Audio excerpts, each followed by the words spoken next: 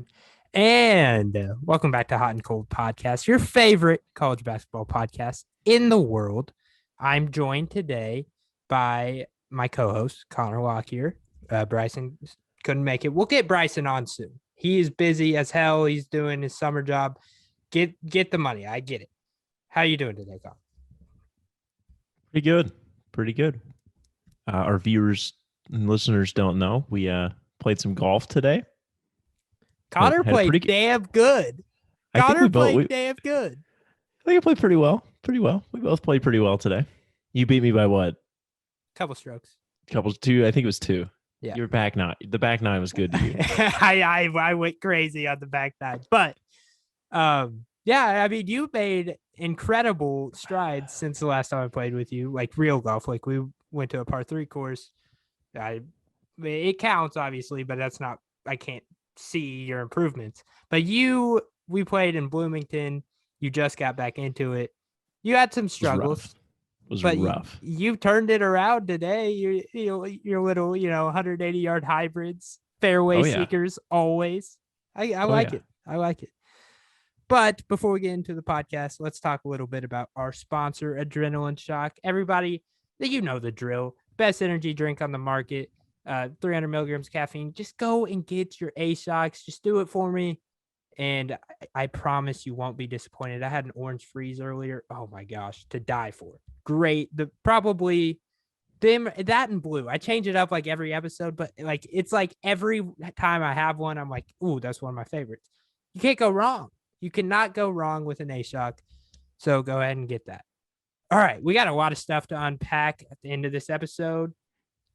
Hoosier Network director Griffin Gonzalez is going to join us to talk a little bit about what Hoosier Network is turning into. It's rebranding. It's making big strides over there. Oh, I say over there like we're not on it. We're on it. No big deal or anything, but we'll get to that in the second segment. Before we start that, there's a lot of stuff to go. Like we have, the NBA draft entries, exits. There's a recruit that Kentucky and Indiana are potentially going after in the 2023 class. Indiana recruiting, scary. It's not really a news story yet, but I think hot and cold. I think we're going to be all over it right now before anybody else does. We'll get to that in a second, but let's start off with probably one of the funniest things I have seen pertaining to college basketball a little bit. So if you don't remember, Connor, a couple weeks ago, LeBron James and Drake were at Bronny James' game, Sierra Canyon's game. Yes. Bronny obviously plays with the top 3 player in the country, Amari Bailey, a very good team. So reports came out a couple days ago when I'm driving home. By the way, I was in Ann Arbor, Michigan again, worst city in America. I was driving home from Ann Arbor, Michigan. And I hear Drake rented out all of Dodger Stadium for one date. Yes. I did hear this. Yes. Turns out that was Amari Bailey's mom. So Drake was not going to those games to watch Bronny. And that is probably the funniest thing I have ever seen. The memes that came from it are fantastic. There was a video of Drake giving like a pep talk to Amari after the game. Just like he had his hood on. He was like, you know how they cover their mouth so the camera won't see what they say. And the caption said, Drake is giving Amari Bailey his chores for the week. Oh my God. I wish that people could see the reaction. Connor almost took his spit take. I didn't tell him. I didn't know if he was caught up on the news before. I didn't tell him just to get his reaction to that. That is the greatest piece of news I've seen. And then all this stuff comes out. People are going to games. And sometimes I did it once. I went to Tyrese Maxey's game. I took a picture with him after the game. Instead of taking pictures with Amari Bailey, people are taking pictures with Amari Bailey's mom. Oh my God. So Drake has gone to multiple Sierra Canyon games. I don't even know if it's Sierra Canyon. It might be like their AAU team, but yeah. So he's gone to multiple of these games. Once not even with LeBron. So it's starting to add up. Why? But all right. Let's just get into kind of how Drake is definitely going to be Amari Bailey's stepdad, it looks like. Because you don't, I mean, maybe if you're Drake, I guess. But like, this cannot be new because you don't rent out Dodgers Stadium for a first date, right? Am I wrong to say that? That's not a first date type deal. I just want to preface this. I was told that this was a college basketball story, which it is. It is. Amari Bailey is going to play college basketball. This is not what I was expecting. But no. Maybe like second or third date is renting out Dodger Stadium. Maybe. I'm joking. I'd probably go fifth, sixth. Sixth. I mean, for Drake. This is. Oh my God! I just wanted to at least. I would just feel terrible if I went an entire episode without acknowledging that probably next year, Amari Bailey is going to be the face of college basketball.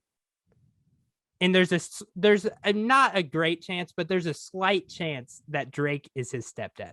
So let's move on. Oh, wait, real quick. Oh, you got to, okay. So I look it up. Oh, he's going to UCLA. Yep, UCLA. Good for Mick Cronin. Man. We'll get to that. We will get to that. Mick Cronin. So is Drake going to be like LeVar Ball 2.0, like in the stands, like courtside for all their games? Well, you know what I'm scared about? Drake is like the part owner of Overtime Elite. Ooh, that's interesting. Amari Bailey to Overtime confirmed. That is interesting. So I don't want to go overboard. Like, we've seen players committed to UCLA that don't end up at UCLA. LaMelo Ball. So we'll see what goes on. I'm excited to see how this plays out. I see how you at the very end there turned it into a conspiracy theory on him going to overtime. And you made it about college basketball at the very end. That's what I do. Turned it into that's what I do. That's yes. Great hosting right there. High quality. Fantastic. So let's get into a little bit about Reed Sheppard. So Reed Sheppard, if you don't know Reed Sheppard is a top 40 player in the 2023 class. He is a great player. First off, plays in a small town. He plays center on defense because his team is so small, but he is a shooting guard. He's a combo guard, and he has turned into an absolute rock star just from in a small town in Kentucky. Obviously, if you probably recognize the last name, Jeff Sheppard. His dad was the most outstanding player for the Final Four, and I don't want to get this wrong, but I think it was 98. So obvious Kentucky ties from the beginning. It turned into a major news story, and we didn't really touch on it, but it turned into a major story when the first live period occurred, and there was a ton of coaches there. It was Tony Bennett was there. Louisville's coaching, part of their coaching staff was there. I don't think Chris Mack was there. Tony Bennett was there. A ton of guys were in attendance to watch Reed Sheppard. And John Calipari, Orlando Antigua, Jay Lucas, Chin Coleman, no sight of them. So everybody was freaking out. The first day, scholarships can be offered. Louisville offered. I think Virginia offered. Cincinnati offered. No Kentucky offered. So everybody made a big deal out of that, obviously. But over the week, there was a big event, and every single one of Kentucky's coaching staff was in attendance for Reed Sheppard's game, and it ended up turning into a Kentucky scholarship offer. So you have to think Kentucky would be the favorite. Now, this is why it pertains to us so much. Last night, a certain team in Crimson and Cream has offered Reed Sheppard. So we can get into a little bit about the player Reed Sheppard is. He is, kind of a smaller guard that is sneaky athletic, can bounce out the gym, has a great shooting stroke, and he earned this Kentucky offer. This isn't just hometown bias, give him the offer, whatever. He is going to end up being a top 25 player in this class, legitimately. And because of these obvious ties, people are starting to see that. Now, Connor, now that Indiana has offered him, and you can kind of, I don't know if you watched your highlights yet, but watching him right now. Just pulled him up. But give me a little bit of a take on Reed Sheppard. What do you think he is as a player? Like, give me a little bit. Well, just going off his profile, it looks like he's kind of like a combo guard. I think it's interesting that he plays center for his high school team. So it makes me think that he's probably comfortable playing off the ball. Maybe in Kentucky's scheme, offensive game plan, he'll be like a spot up shooter. Maybe I don't know if he'll be like a Tyler Hero type, like kind of in that role, just kind of a shooter, not so much as handling the ball all the time, but obviously he can. Mm-hmm. Interesting that IU is offered. Our good buddy Martha tweeted, like, interesting that we've offered now a Purdue legacy, and then he commits to Purdue, and now we're offering a Kentucky legacy, and he's probably going to commit to Kentucky. Let's just be real here. Go ahead. I'll combat that. It's an interesting strategy, and I don't know if you knew this. Just looked it up. He's got 3 crystal ball predictions already. Where are they to? Kentucky. Oh, okay. Two were made. Two were made yesterday. Ooh. And Eric Bossy of 247 Sports put one in today for Kentucky. This is big. I am assuming he's going to commit soon. Those dudes don't put things in like this unless they're sure. Unless they're like, because it's weird. Like, Justin Taylor, for instance, I was like, because he was an IU target. The day before he committed, like, it's all these predictions were put in. Like, the whole crystal ball thing is kind of stupid to me now that I've kind of picked up on this. Like, why they put him in a day early? Like, great. It's cheating. That's awesome. Like, it's ridiculous. Way to go out on a limb, man. Like, seriously? It's cheating. I remember, this is completely off topic. I was in this blog space. This is kind of how I started. It was small, but this kind of how I started covering college basketball. I was in this blog space. It's an app called Amino, I think. And somebody, I think maybe I even put together this thing where everybody has to put in their crystal ball where these recruits are going to go. I put mine in and I didn't touch it. But apparently everybody else was going in and editing it like throughout the weeks. And I was like, and like you got some sort of reward for getting a certain percentage right. And I got like 70% right. People were getting 100. I was like, that's definitely cheating. But I guess with this crystal ball, I guess that's fair game. You just go ahead. I get it. I get it. I guess, yeah. It's a news thing. Like, they want to be right, and everybody viewing it wants them to be right. So yeah, I mean, I get it. But why I think there's a chance that he doesn't come to Kentucky is it's very public that Jeff Sheppard and Coach Cowell, not the greatest of friends, just not really the greatest. Jeff Sheppard has came out and publicly stated, I think years and years ago, but he said that he felt more at home at Louisville than at Kentucky. So I think Louisville is definitely a dark horse for Reed Sheppard. I don't know about IU. I mean, the offer came, whatever. I'm not reading too far into that, but I'm excited to see it because he is an absolute rock star. Get ready for his recruitment because it is going to be crazy.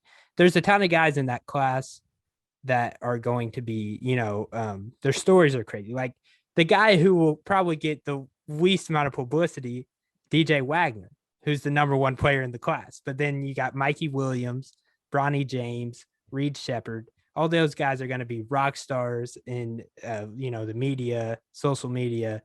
And then DJ Wagner is going to come out and just destroy all of them. So that's kind of interesting tidbit on his parents. They're his dad. I mean, they're both former Kentucky basketball players. His mom and dad. Like it seems like it'd be a done deal. Maybe not. Maybe not. That's interesting. It's not that cut and dry. It's really, people see it as that cut. It's not.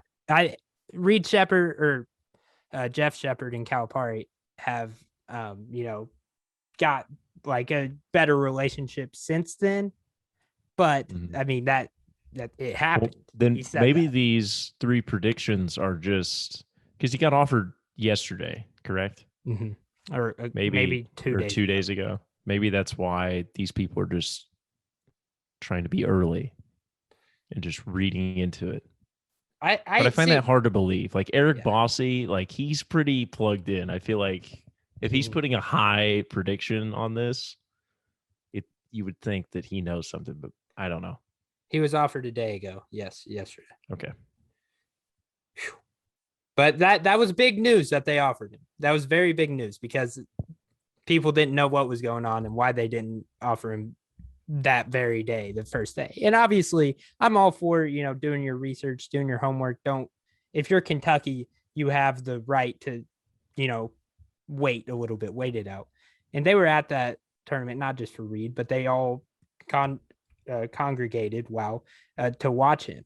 But they were all spread out, watching Chris Livingston, Keontae George, Mikey Williams was there. So it'll be very interesting to watch. Now let's move on a little bit to Indiana recruiting.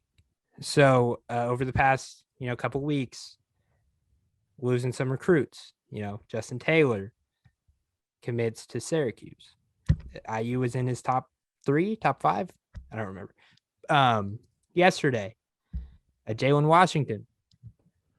One of the big names. IU was like very, very high on his list.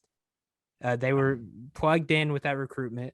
It didn't look like a done deal. Obviously, they were battling UNC, and that's where he ends up committing. I mean, you take your blows, whatever. And now, oh gosh, I'm going to try to say the name. Kyle Filipowski. How did I do?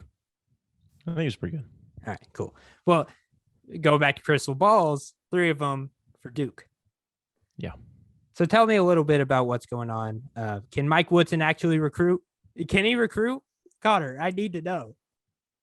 Look, it's tough because I feel like this is a tough class for him in the staff because they're so late on these guys. Like they're really I don't know. I feel like as a player, it's just different than first. Like Trace being re-recruited to come back to a school he already was at is much different than a high school player getting recruited by a different coach, same school, different coach. I feel like that's a little bit different. And it's not looking great right now. I'm going to be honest. Like I don't know where they go from here. Yeah. Sam Story, guy on Twitter, pretty plugged in with IU basketball. He's basically just like, he's not sure where they're going either. I know at one point he had even stated that Jalen Washington was probably the priority. It was very obvious. I mean, they need a 4/5 in these upcoming classes to replace Trace and Race. And it's just, I don't know where they go.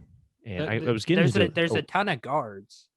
Yeah. The 4 or 5, it's kind of slim pickings in these classes. Yes. At the top, they're there, but they kind of fall a little bit, but keep going. Yeah. And it's interesting because I tweeted about this yesterday, and late last night, this guy and I were getting into a little bit of conversation about recruiting, and he was just like talking about basically there's no incentive to land high school players anymore. They're just going to go after transfers. And I was like, well, that's just not true, I don't think, because I get it, what he's saying, but they're clearly going after high school players, like, and they're missing. So look, it's early. We're not even out of the first summer yet, but at the same time, it's a little worrisome, just a little bit. Well, here's the thing. I think this is the direction. I don't think the guy you were talking to was 100% wrong. No, not 100% wrong. Yeah, definitely not.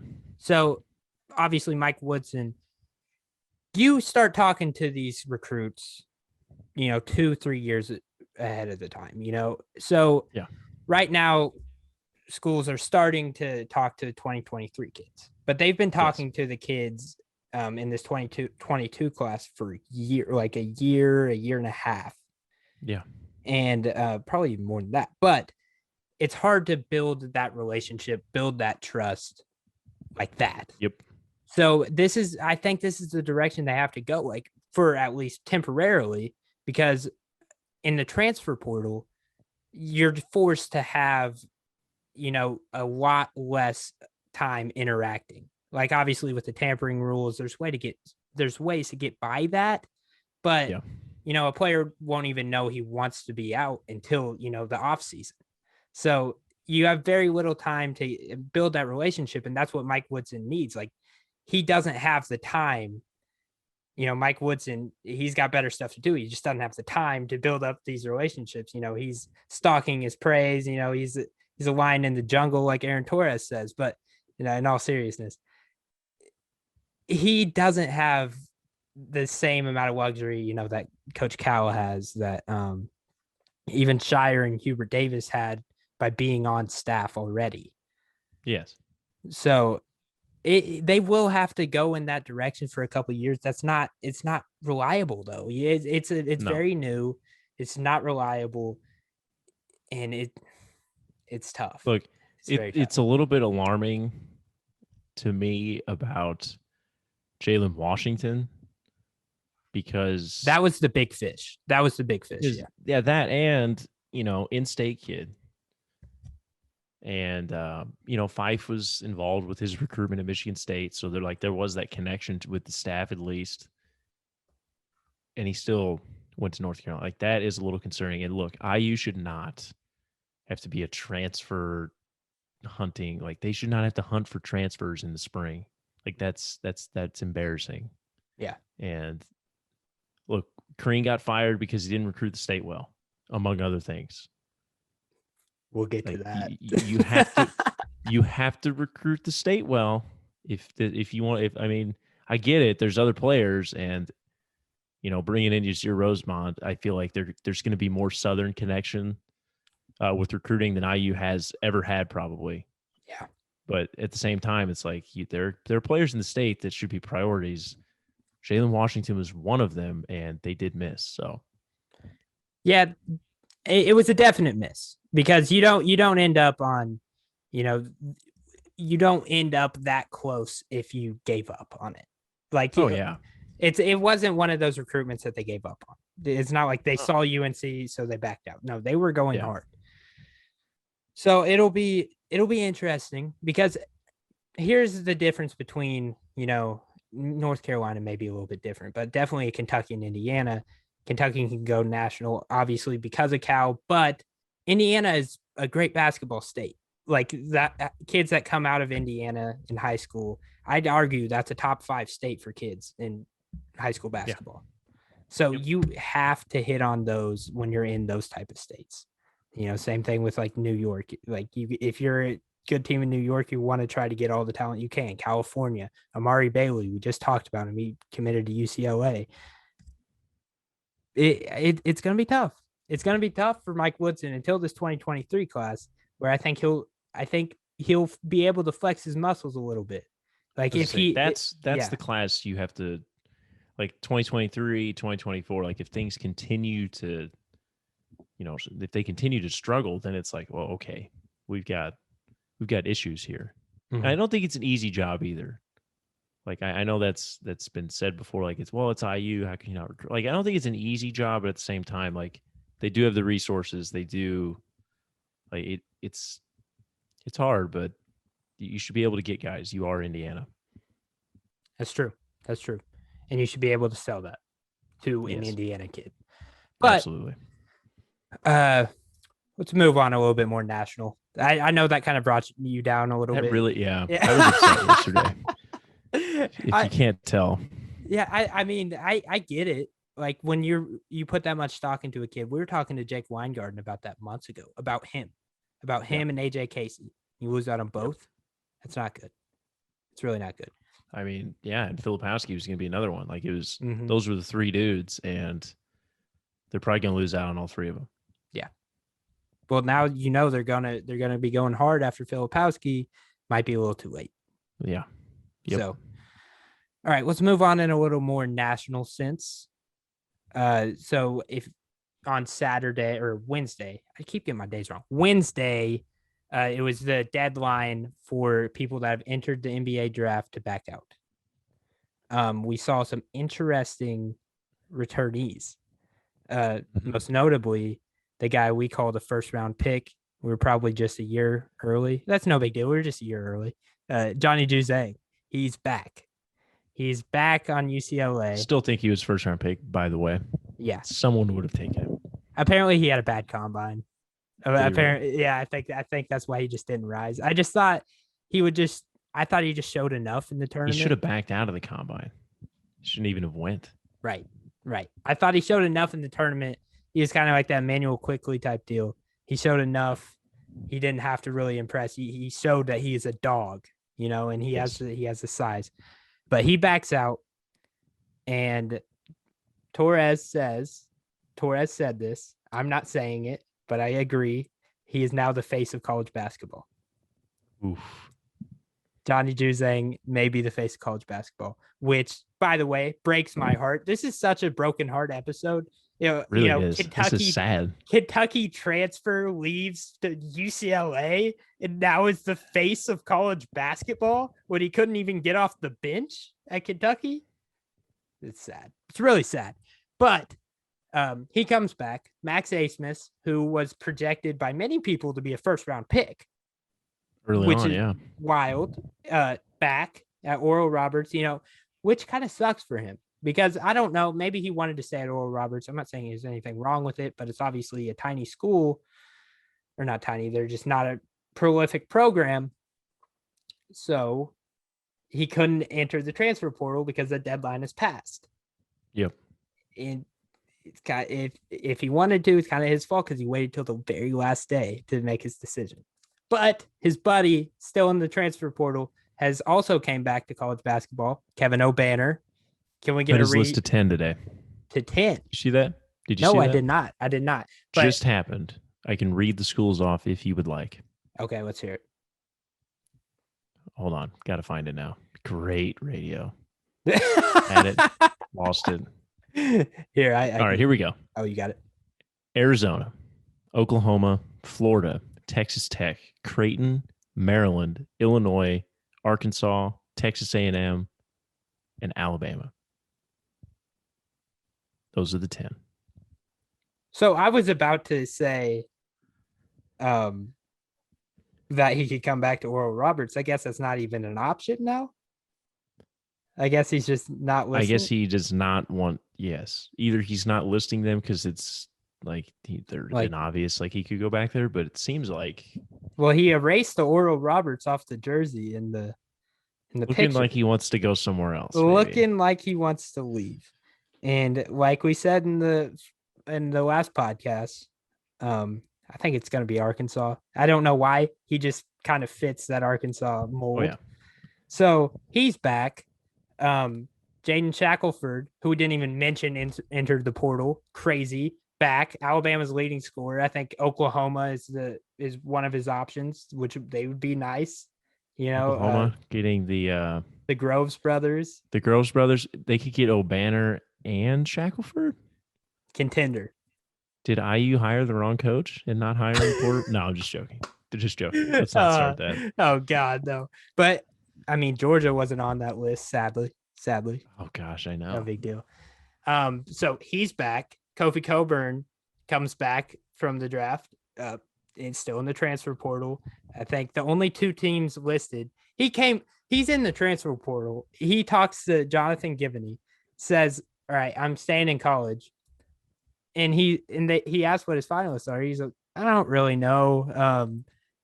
The only team he lists, Kentucky. That's the only team he says. He goes, "I'm really good. I love Orlando, so that's a serious option." That's the only team he lists. But he says he's going to take his visits, see it out thoroughly. But yeah, that should be scary. It's definitely something to watch. Something to watch. So a lot of stuff went down that we haven't been able to talk about. Obviously, Marcus Carr gave out a list: Texas, Kansas, Kentucky, Louisville. And he's not going to Kentucky. Just stop it. He is not going to Kentucky. Probably not going to Kansas either because they have so many people on their roster. So it's either Texas or Louisville. We'll see. Texas could be good. But what I wanted to do, because everybody right now, and I'm not doing this until I'm not giving out my rankings until right before the season starts. So don't even ask for it. Hot and Cold is not doing it yet. But what I can do for you is we're doing player of the year odds. Like we're going to give out who we think the pick is, who we think is going to win player of the year. There's some obvious candidates. I think probably there's an obvious 2. Johnny Juzang being one. Okay. And Drew Timme being the other. Ooh. I don't know. You don't know about Timme? I don't know. Because he put up monster stats at Gonzaga last year. Obviously, he was like an All-American type player. He was, for some stretches, he was kind of the go-to guy on that Gonzaga team, and he's coming back. So Will he be the go-to guy? I don't know if he'll be the go-to guy. I don't know. But he also played with a top 5 pick in Jalen Suggs, and he was in Corey Kispert. Yes, Corey Kispert, lottery pick. And he was still the go-to guy. I just would fear about Holmgren getting some of his touches. For sure. Yeah. But definitely, I agree. Yeah. Has to be up there.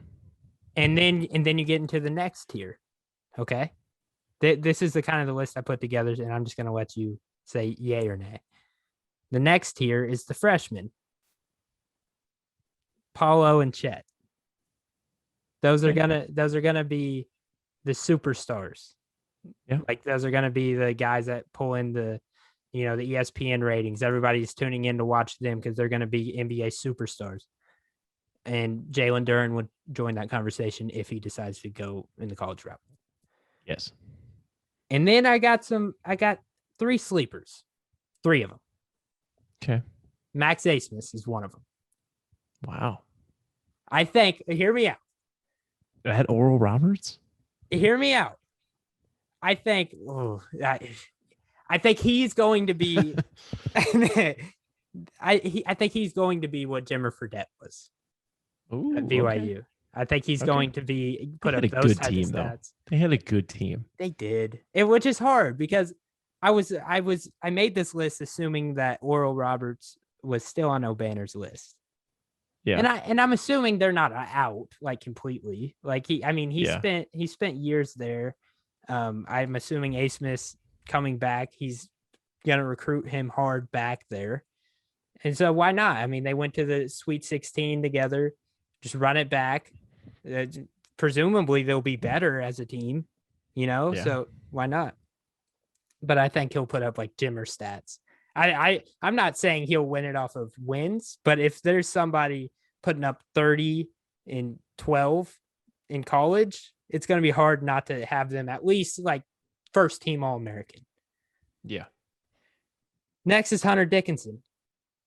Oof. Okay. This is a little bit different. Okay.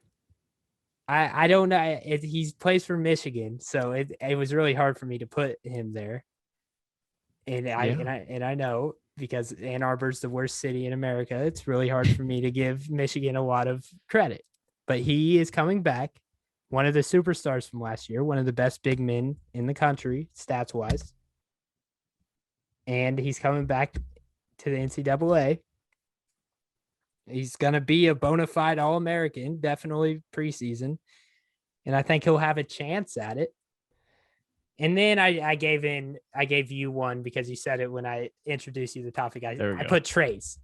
Because here's what's going to happen with Trace. I don't know what in the world Indiana will do with as a record. Like, because this team is so new, yep. they could be anywhere from like a 4 seed to not even in the tournament, depending on how they pan out. Because we've seen Indiana teams that maybe had a better roster, maybe in the past couple of years, and they just did not pan out whatsoever. So I'll be interested to see how these pieces fit, but we all know Trace is probably going to average 20 and 10 next year. Like, at least. Yeah. And especially in this 4-out 1-in offense, he will be the only guy roaming the paint. Yeah. Tell me about my list. Because I put that together on the fly. There's one guy you forgot. Ooh, good. I'm happy. E.J. Liddell. He is a dark horse. I didn't even think about it. Because I don't know. I didn't really think about it. I did say at one time that if he comes back, he'll be the Big Ten Player of the Year. Yeah. So maybe. He's number one option on that team.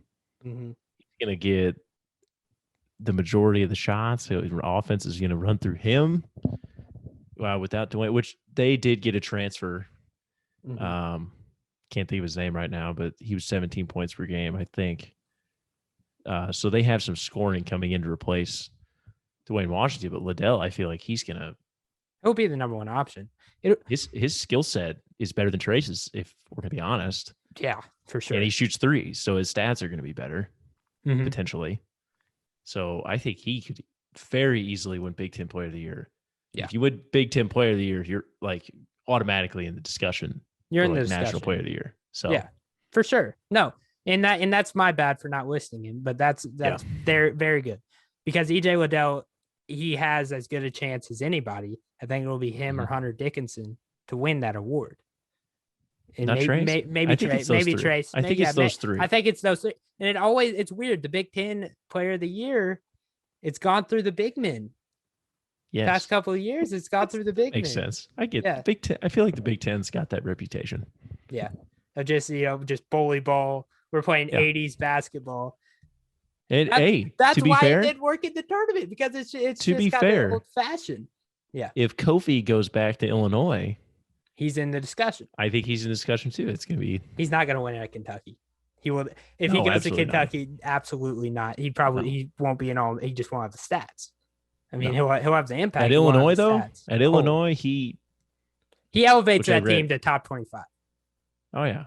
Yeah. We were kind of talking about that. I read his interview with ESPN. He was talking about, apparently he's got a mid-range game and some playmaking skills coming. No, apparently. No, he does not. those definitely won't be shown at Kentucky if he does. Definitely not. If you're 7'1", 285, Cal is not going to have you taking the ball up. Makes me wonder, is he going to want to go to Kentucky to? I mean, look, if he wants to win, then I go to Kentucky. Yeah. But if he really wants to showcase his skills and kind of have the freedom to do what he wants, I'd probably go back to Illinois, be on a decent team, and you're the guy. Yeah. Maybe that would help his draft stock more, because he's always been the number 2. He's been the Robin. His whole college career, maybe big ass Robin. Yeah, it's a big ass Robin. Yes. Yes. But yeah, for sure. And again, maybe he goes to Illinois, but he also has the chance to combat. He also has the chance to embarrass himself and drastically drop that draft stock. Yeah. Yeah. I think it's much safer to go to Kentucky, and not to mention John Calipari and his pull with a lot of these scouts. Yeah. It'll help. It's definitely boom or bust with Illinois. Yeah. Yeah. It's very safe. If he wants to go to Kentucky, he'll be fine, especially since he's already shown that. But I mean, we can have this discussion all we want. It's going to be Johnny Juzang. Johnny Juzang is going to win the Player of the Year. I really don't think so. He has quickly became, for some reason, and it shouldn't, because it's breaking my heart, but he's became one of my favorite players in the country. And that brings me to another discussion. Who do you think it will be before we get going? Who do you think will win it? Man, that's a tough question. I think it's him. I feel like UCLA's team is like, I mean, everybody's coming back, right? Everybody. Like add in a 5-star in Miles Johnson. Exactly. And what were Juzang's stats before he got to the tournament? I think he was averaging 14 points per game. I think, because their leading scorer, Chris Smith, was out. Or he got hurt, and then Juzang took over after he got hurt, obviously. And obviously, Juzang ended with 16 a game. 16 a game. Okay. That's not bad. But I don't know. And then he goes into the tournament and dominates and shows that he should probably be the number one option. But that team, so who do you think it's going to be? Because he's going to be the guy that everybody remembers from that Final Four run. I mean, that was the Cinderella story. They put the greatest game of the tournament on against, the number one team in the country, took them to the final buzzer, literally. So I think Juzang is the preseason favorite, and that makes me not want to pick him. Okay. Makes me not want to pick that. I would say that, like, say Kofi goes back to Illinois. I would take all my money and just be like, anyone but Juzang. Like, give me Liddell, give me Trace, give me any of them. Give me Paulo. Like, yes. I don't know, man. I don't. Drew Timme. Like, I don't think Juzang's going to win it. Again, part of me, I think UCLA is very good. Yes, very good. And I don't know if they're top 5 good. This team was not good last year. Ooh, this is the discussion I wanted to get to ultimately. Yes. Because after Juzang came back, immediately everybody put UCLA at 1. No. I got it. I get it. Like, I even vouched for them immediately because somebody texted me and was like, that's a little bit absurd. And I told them why they were 1. I said, and I kind of hedged it. It makes sense. It makes sense because they brought back a Final Four team. Not to mention the team they took to the Final Four didn't have their leading scorer, and now he's back. And then they added a rim protecting big in Miles Johnson and a 5-star top 10 player in Peyton Watson. So that's why. Now I get it. Yeah. For sure. But I'm kind of on that train a little bit. They're not better than Gonzaga. They're not. I mean, we've been trying to tear down Gonzaga, the past year. Like, Gonzaga last year, they were the second best team in the country. And they, in a lot of years, they would have been number 1, but Baylor was a different animal. Baylor they had the perfect roster. Now there's not a team like that. UCLA is good. They're very good. They have a lot of players. And like you said, and like you were starting to say, I don't want to steal your thunder. They weren't great last year. They went from play-in game. People forget. They played the play-in game and went to overtime. They got to the Final Four by the skin of their teeth. They played every game so inconsistently, which I thought it was a mix of good coaching from Mick Cronin to kind of playing with their opponents. If they play Michigan, they'll put up 50, because that's just like, they'll play grind it out against Michigan because that's what they like to do. But then they play Gonzaga and they put up 90. It's just stark differences. Yeah. Abilene Christian, they put up like 60. So that a little bit of good coaching, but also a little bit of inconsistency by everybody on the roster not named Johnny Juzang. So I'll be excited to see. Like I'll be excited to see what they do. But they were a bad regular season team last year, and they started off last year ranked in the top 15, top 20. Like this wasn't a team that everybody thought was going to be terrible at the beginning of the year. They just underperformed. They brought back everybody, but that I hate that argument when people say they brought back everybody, which means that means they're going to be double as good. Well, for me, for instance, Kentucky, worst regular season of all time. Why would I want that entire roster back? They sucked. Why? That doesn't mean great things will happen. NCAA tournament is very random. You play the series of 7. Yeah, maybe running it back is not always a good thing. Exactly. And even if it's like a team like if you see it in the NBA all the time, a team that goes to the finals, they run it back, and then their first round exit in the playoffs or something like things have to go right. And I think they caught lightning in a bottle, and they had a good run. But to say they're definitely a top 25 team, maybe even top 15. But I think they're definitely a top 5 team. I think it'd be. I think they're definitely top 5. I just don't see them as one. I'd say, I definitely in my preseason, I will definitely put them in the top 3. Wow. I think. I have this similar feeling with Purdue. Everybody's got Purdue very high as well, and it's like, okay, they were pretty good last year. First round exit in the tournament, North Texas. It's like, I get it. Everybody's going to come back. Everybody's going to improve. But at the same time, it's like, this team wasn't great last year. They won their games at home and were below 500 on the road. It's like, that's not really a winning formula. And back to UCLA real quick. The way they won those games in the tournament, mid-range, contested mid-range, all game. Juzang could not do that again if he tried. That stretch of games that he had, I think he is very good. I mean, he was shooting there was a game, I'm pretty sure UCLA shot 80% from the mid-range. Contested. Yeah, the Gonzaga game, yeah. That's not how you win. It's true. That's not sustainable. So it's true. But adding Peyton Watson is very good. That'll help them a ton. And Miles Johnson. They are a classic first round exit in the tournament. Just saying. Maybe not because they're the 1 seed. Whoa. But if they're like a 4, they end up being a 4 seed. I don't know, man. Or round of 32, they lose to an 8-9. Yeah.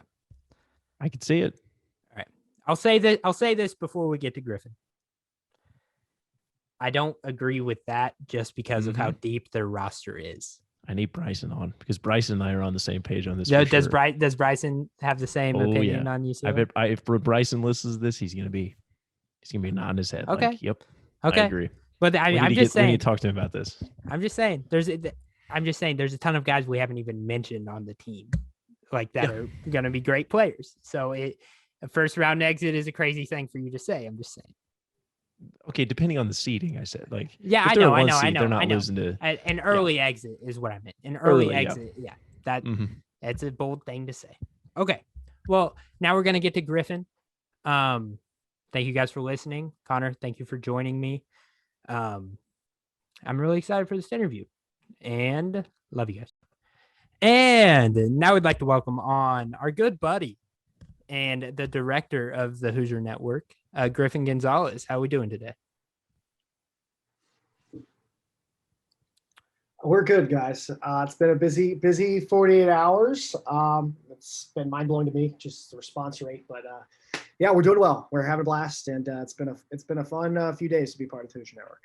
Oh yeah, God, that was such coach speak there. I just nailed my coach speak. We're gonna check out film. We're gonna look at it, but it's a good time to be a part. It's a good time to be a Hoosier Network employee. Yeah. Oh yeah, great. It's a great time for it. But obviously, if you're on Twitter, if you follow anything Indiana, you saw a Hoosier Network just went through a big rebrand, and it's not just the logo. So tell us a little bit about Hoosier Network and how the growth of it and what it's going to be in the near future. Yeah, this is my 4th year as a member of the Hoosier Network. Just took over as director, and my first priority was one, our creator, Eddie Cotton, he tweeted out, I don't know if you guys saw it, but he made the original HN logo. It took him 5 minutes. So we revealed the no logo yesterday, and he tweeted out, really, you guys are going to replace my 3-minute logo just like that? So the big thing is, one, we wanted to get more creative with the logo. We wanted to make sure we were keeping up with the times. But two, we really wanted to let people know, or remind them, I should say, who we are and what we're about.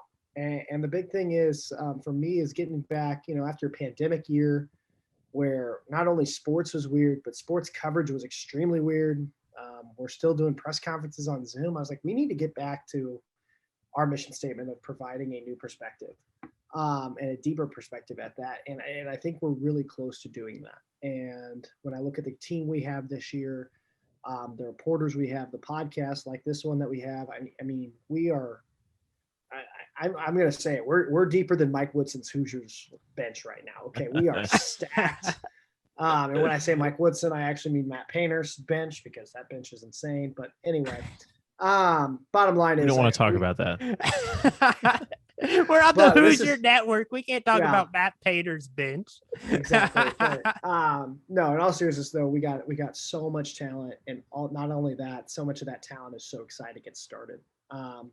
I'm actually having to hold people back a little bit and say, okay, that's great, but let's save it for fall, not now. So it's been great. And man, the rebranding campaign, we tweeted it out, and I was expecting like decent amount of retweets and likes, and just kind of be like, oh, cool, they got a new logo. The amount of IU sports media people who are actually doing this for their job who retweeted it was absolutely mind blowing to me. Like minute by minute, I'm checking it, and I was like, oh, okay, wow. Inside the hall, okay, assembly call, okay. And it's just like those guys, one, they've been great supporters of us throughout the years. They've been a lot of supporters of our alumni, but what's so cool is they're actually supporting the future now. And it's really touched me. People are asking, like the guy who actually designed the logo texted me, Ross Abdella. He's like, I didn't realize you asked all those people to retweet us. And I was like, that's the best part. I didn't. They chose to do that. And what's even cooler is that's not them doing any of us a favor. That's them believing in the content we're creating. And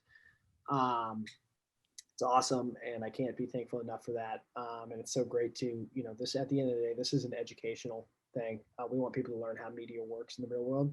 And it's also great when you have people in the real world living it as we speak, who are actually showing us and working alongside us. And even though we're kind of competitors, they're still willing to lend a hand. And it's just been great. And the response was amazing.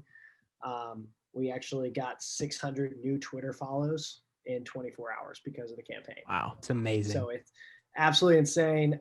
Cannot believe it. But yeah, we're having a blast. But the fun part is, and I texted my staff last night, I was like, that's great. We got a new logo. It looks great, but the work starts now. So, because now 600 people are expecting some great content, and that's addition to the followers we already had. So we got to go deliver and show them what we can do. I feel like this is the perfect time. I don't know if this was like planned or anything, but like the rebranding and just the fact that IU athletics is like kind of, I feel like it's on the rise. I don't know if you'd feel the same way, but like football has the most excitement I feel like it's ever had. Basketball is kind of back now with Mike Woodson being involved. The soccer team just went to the national championship. Like there's a lot of things going on right now with IU athletics, and rebranding, I feel like that's the perfect time to do something like this. Yeah, and the big thing with our rebrand campaign is we picked this summer because my big thing is we are never going to do something from the purpose of taking away from student athletes. So we didn't want to do a rebranding campaign like in spring, because that takes away from spring sports. Yeah. We didn't want to do it in the fall because that takes away from football and volleyball and all the sports we plan to cover. Then we wanted to do this at a time where all eyes are not on an athlete and not on a storyline. We wanted to be sure it was on a time where we weren't taking away from anything or anyone, which made prime time for the summer. Not to mention, guys, rebranding takes time. It takes a lot of time and energy. And that logo, I mean, everything you saw in that video took a month. I mean, it took every bit of a month. So we had to buy fonts. We had to go through licensing, all that shit. So It was tough, but here we are now. And yeah, I mean, this was the perfect time. Indiana is I fully believe, not only slowly getting into the golden age of IU athletics, which I fully believe. I also think we're actually getting into the golden age of the sports media program at IU. And I think the Hoosier Network is at the forefront of that. And the talent is there. The equipment is there. The technology is there. The funding is there. The university's cooperation is there. I kind of say we're kind of in a perfect storm right now. We got everything we need at the right time. And you're right, Connor. It's just a great time to be doing this all. Yeah, for sure. And I just want to kind of send it out there. The podcasts are just about to explode. I mean, you grab hot and cold. And by the way, I'm super, super excited to join, and I'm super happy you let us on, even though we're not just 100% an IU podcast. You know, we Sam, cover... you know I'm not firing you right now, right? I know. You don't have to. You don't have to suck up to me, man. I know I get to green light, but my God, man, I know. You act like I'm about to fire you if you don't love me during this interview. Gosh. No. I'm just saying, as a national college basketball podcast, and I think I'd like to think we are like talented enough to just grab it. And it's not just that we go to Indiana University. I'd like to think we earned this spot on Hoosier Network, and it's just great that we're a part of it. I love what you're doing with the whole rebrand campaign. And again, if we can help in any way, if we could be of any service in the videos and everything, I'm just super excited for it. Yeah, and the other thing is what I loved about you guys is you guys had a brand made before you even got there, which usually that's where I usually have to put in a lot of effort on my part, is helping podcasts define a brand, define what they want to be. And you guys already had that. And that was attractive. You had based audience, and I felt like you guys, there was nitpicky things that I felt like you guys, if we combined to work together, we take your podcast to the next level. I think you guys are seeing that as well. Mm-hmm. You're going to see it in the coming months with social media stuff coming out. So I really do like the partnership, and I really do think this is more to come. Been talking to other people, trying to get some IU athletes to come to a podcast and come call the Hoosier Network their home. Yeah. And I hope we're getting there soon. I think we are. But yeah, with NIL, with the NCAA, I think on the verge of collapsing on it itself. With just everything going on, man. I just think we are at a great time, and it's I'm honestly kind of pissed. I'm going into my senior year because I wish I could do this as a freshman, because we're just getting started. So yeah, I feel like we just talked about the NIL stuff the last time you were on. We were talking about like how the NCAA needs to probably should focus on the NIL and all this stuff. No, I put it this way. I said the NIL, in my opinion, the NCAA was standing on train tracks. Yes. And the athletes were screaming at the NCAA, hey, there's a train like 2,000 miles that way. You might want to jump off the track sometime soon or have some kind of game plan. And the NCAA is like, oh, we got time. We're good. All of a sudden, it's like 5 miles away, and they're like, nah, we're good. We're fine. And then all of a sudden, they're 5 feet away, and the NCAA is like, hold on, you need to slow down the train. We're not ready yet. And it's just kind of like, guys, you had 20 years that you knew this was coming. Like, I don't feel bad for you.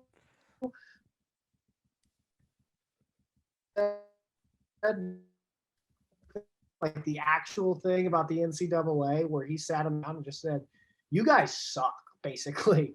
And the best way a Supreme Court judge could say it, he basically said, you guys suck. You need to, and he basically said, any athlete who feels like the NCAA owes them something, go sue them because you're due. So I really do think NIL is the first table to fall. The next fight is going to be that every state is going to have different NIL rules. Oh, that's going to be miserable. Yeah. It's going to be so broad. And then all of a sudden you're going to find schools who find loopholes in Kentucky. And there we go. I was waiting on it. You're going to find a lot of things where I think you're going to see a lot of wrong. And I honestly think this is the way NIL is going to be the first domino to fall. I think how this story ends is you're going to see Power 5 teams just say, you know what, we're making enough money doing our own thing. We're just going to go make a separate deal We're going to play each other all year long. It's going to be a slugfest, but you know what? ESPN, ACC, Fox, CBS, go have fun broadcasting NCAA games featuring the Big Sky in the Atlantic 10. Like it's just I think that's where we're headed. And I think, honestly, I hate it because I love the idea that smaller schools can play bigger schools. But, I mean, it just clearly, especially with football, it just does not matter anymore. And I think it's time. The NCAA is like the grandpa who refuses to give up his driving license, even though he's half blind. And it's time to give the keys to the kids. It really is. Yeah. So, and sorry, Sam, I want to say one thing. Go for it. One of the things about the NIL, I was talking to Sam about it. I think it was last week. Like our state, Indiana, like they're behind. Like it's like everybody else has these regulations, and again, it was like at first you were like, this is bad, and now it's like everything's fair game. It seems like no rules. Yeah, like is that the case? I would say the state of Indiana was behind, but from what I hear from inside IU athletics, they've been prepping for this thing for like 2 years. They've known this was coming, and they have been. It's kind of, I mean, they've literally been basically building the foundations of NIL within their program, and just waiting to hit go, waiting to turn the on switch. So, well, they partnered with an NIL program, correct? Yeah. And then literally July 1st at 12:01. These are NIL expectations and rules. And it's just like other schools, like I hate to say it, but schools like in the Pac-12, schools in the Big 12 especially, who were really opposed to NIL and kind of were with NCAA on that, they're now really behind because they're now sitting there saying like, okay, we were just hit by a truck, and now we really don't know exactly how this truck moves nor how this operates. So we got to figure this out quickly, and they're doing their best. But the thing is, I mean, IU has at least a 365-day head start. And I think what you're really going to see here is you're going to see players now. There's going to be two concerns, and this is kind of what I'm hearing so far is players, their number one concern when they pick a college is not who's going to pay me right now. It is not endorsements. It is not college atmospheres. It's not a coach. As much as IU fans like to think people are picking IU because of Mike Woodson and his dynasty he built in the NBA with the New York Knicks, people are picking colleges because athletes have to answer one question and one question only. Who is going to get me to the next level the fastest? Because that's where I'm going to make the money. And that's the only thing guys really care about. Yeah. Sure, after that question gets answered, other stuff plays factors, but that is the main thing. And I think the big sell is now what's going to be interesting is going to add another subcategory onto that second category of, okay, who can help me grow my brand? Because the next big thing is you're going to be like, hey, NBA teams are going to be shopping like, oh, yeah, but how was his brand recognition during his sophomore year at Kansas? I felt like he really didn't make the most of his marketing opportunities. So how are we going to market him as a player? Like, it's actually fascinating because these are going to be questions we're going to have to ask now. Yeah, seriously. And it's going to be like, well, you're going to have like, I don't know what NBA analysis is going to come on and say, well, he was really focused on his game his sophomore year. He didn't have time for marketing strategies. Like, it's going to be fascinating. Like, I really do think it is. And I honestly, guys, the NIL thing, I know everyone's hyping it up. This only really affects a few select people. It affects the Mike Penixes and the Trace Jackson Davises of IU, those guys who are literally going to be the reason you go watch games. It affects the TikTok stars who are gymnasts, who are doing track, all that. Outside of that, I mean, athletes are going to get what, like $100, like a gift card, like free food, like to tweet about Buffalo's. Like, I mean, that's just going to be kind of what it's like. And I'm all for it. But when people are like, this is bad, this is going to be sweeping change, it's really not. I mean, Trace Jackson is going to get drafted in the NBA here in probably 13 months. You really think that, man, a $500 deal from Bill Estes Chevrolet is going to make that big of a difference to him? No, he's going to be making 7 figures, possibly 8 if he gets drafted. Like, he doesn't care about some $500 deal. Like, it's honestly, I hate to say it, it's extra spending money. I mean, it's honestly, that's what it is. So it's awesome. It's good to see. I'm glad the NCAA definitely rolled over and said, okay, fine. When the United States government told them they had to, but despite the fact, I think it's a win for college athletics. We've got a friend that is like an athlete. He plays at Belmont. Yeah. And he was texting me about it.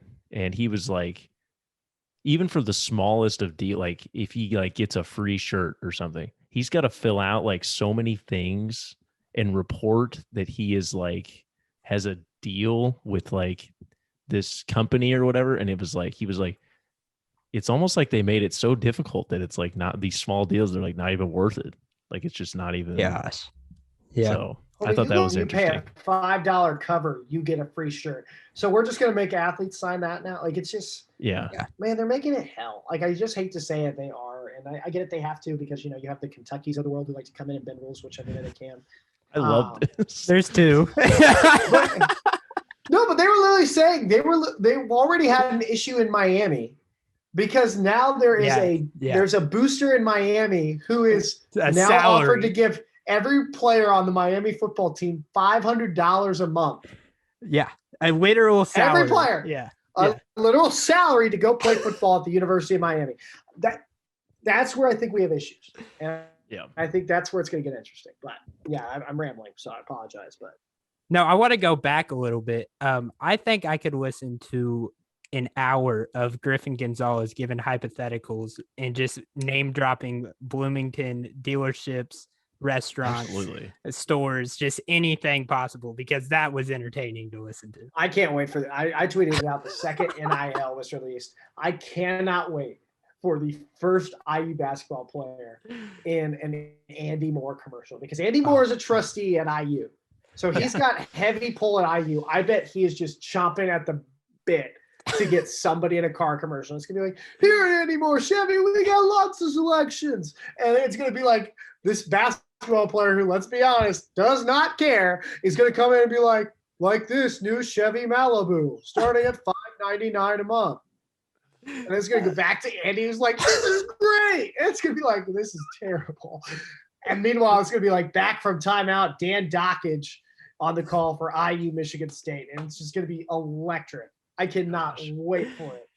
Well, I'm gonna honestly not want to go to games anymore because I'm gonna want to watch Andy. Yeah, you want to watch it on TV. Yeah. No, I get it. But I have a question about this NIL. Now we're just talking. But do you think it obviously it has a lot of luster now because the rule just passed?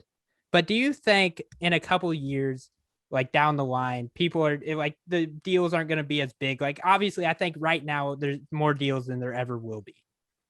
I think yes and no. Yes and no. I think there's going to be more deals. I think the deals are going to get more reasonable. Yeah. Like I think it was, I forget who it was. Somebody gave a pair of twins. Yes. I think it was T-Mobile, like insane. Boost Mobile gave. Yeah. Boost Mobile gave like Stanford women's basketball players. Yeah, they gave them like seven figures, like yes. $3 million. Yeah, boat ton of money. Yeah.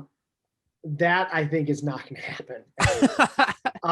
Sure, for those Zion Williamsons and those guys who come out and you're just like, okay, holy crap, he's like not human.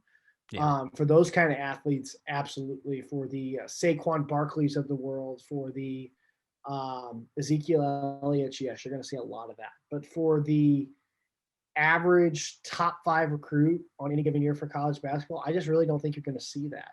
You're not going to see money in the 6-7 figures. I think you're going to see 10s, and a couple of them, but you're not going to see that big of money on a year-to-year basis. And I do think this is going to be something that's like, it's kind of like, remember when you got the first keys to your car?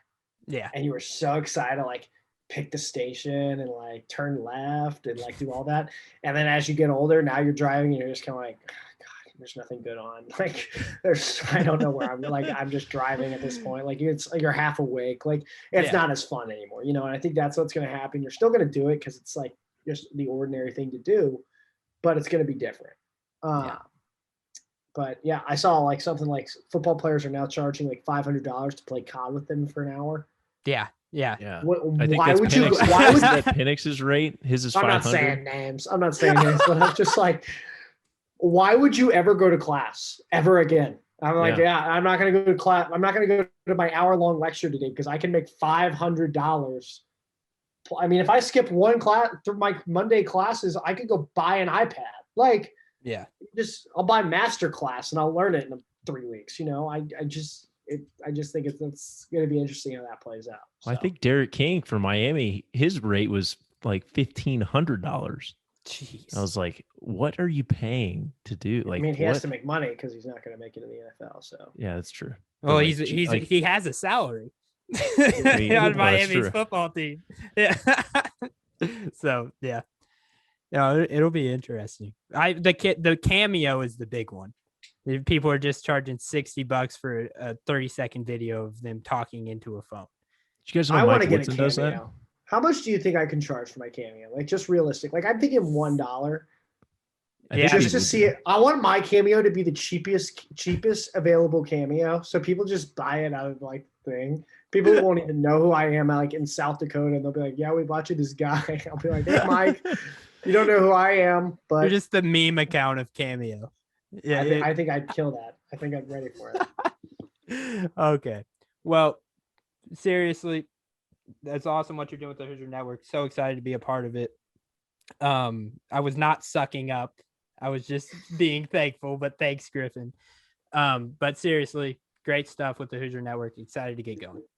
Absolutely, guys. Thanks. Love what you guys are doing with the pod. Love the energy, and I